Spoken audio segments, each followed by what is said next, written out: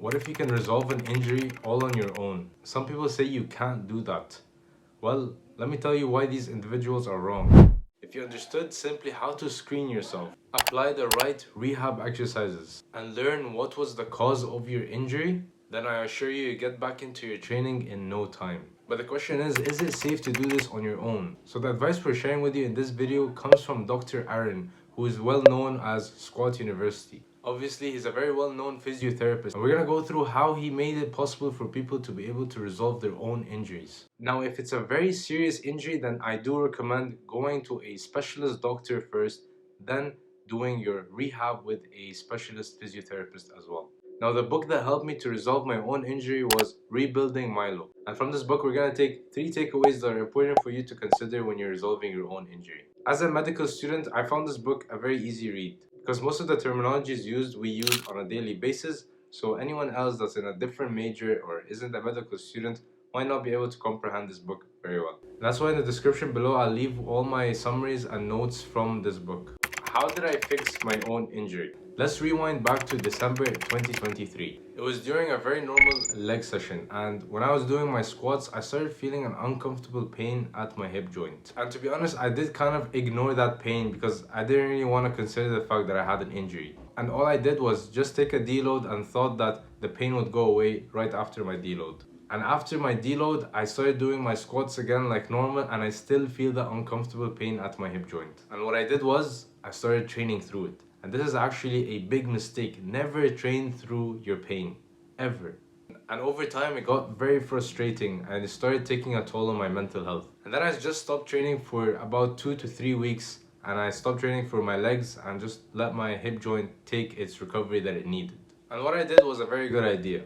But what I didn't understand that just taking a rest from squats didn't really help resolve my issue. And then I remembered this book. I actually heard about this book from a podcast called Muscle for Life by Mike Matthews, and he was talking about it when Dr. Aaron just released it back in December 2020 or 2021. And I remember me walking to the gym, listening to the podcast, and then writing down the book that it's a must read that I need to check out. For this specific injury, I thought it was very minor, so I didn't really think that I had to go to a physiotherapist and a doctor. So I just wanted to experiment if I can do this on my own. So I just went ahead on Amazon, purchased the book on Kindle, just about $20, and all I did was start reading and understand what was wrong with my hip joint. And funny enough, one of the first few chapters of this book is hip joint injuries. Now, what you do while you're injured is very important so you can avoid making the injury worse. You might find yourself having a lot of people telling you to put ice on your injury. Is that actually going to help you? And this is actually one of the most common mistakes that Dr. Aaron debunked in his book. Icing your injury could reduce the pain, yes. Is it going to resolve your injury at a faster rate? No, it can actually make things way worse. So if you're icing your injury right now, stop doing that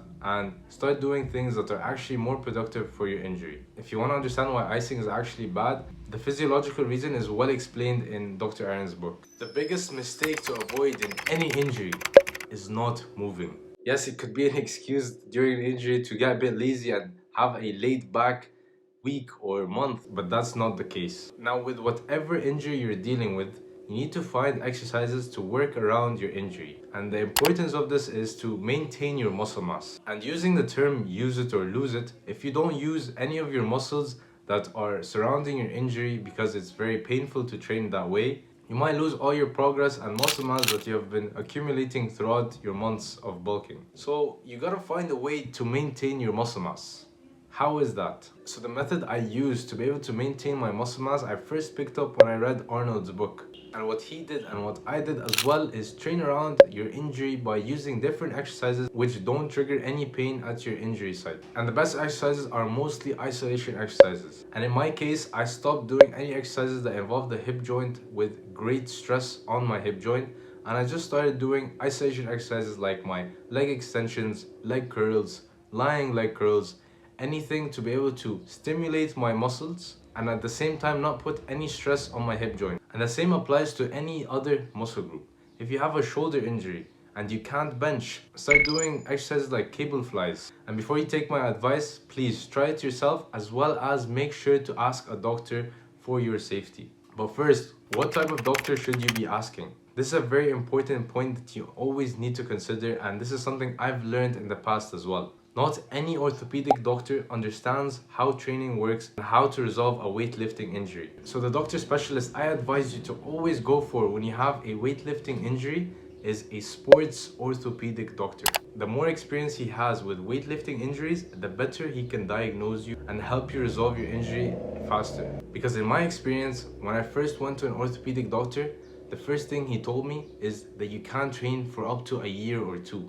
And he said, oh, you have to be 18 years old to weightlift. He had no experience with an athlete or someone who goes to the gym consistently. If so far you're enjoying this video and you're finding a lot of value, make sure to subscribe. It helps support the channel. And guys, let me know in the comments, what injury are you suffering from right now? And maybe you can find someone who's suffering with the same injury and you guys can just vent to each other about how hard it is. So here's a question not many doctors that you go to can answer. What was the cause of my injury? Now, from Dr. Aaron's book, you're going to learn how to screen your injuries and as well as understand what are the things that can lead to an injury, especially during your squats. So I genuinely recommend checking out that book because it really gives you the details of the importance of how to do a squat correctly and what are the factors that can lead to an injury. Now, there needs to be a lot of good detective work to be able to know what caused your injury, or at least successfully get to the closest answer and learn from your mistakes. Now, let's look at the factors of an injury. First factor can be is an overuse injury, where you're doing a exercise for too long and you just overuse that joint, which leads to an injury. And in my case, that's what happened.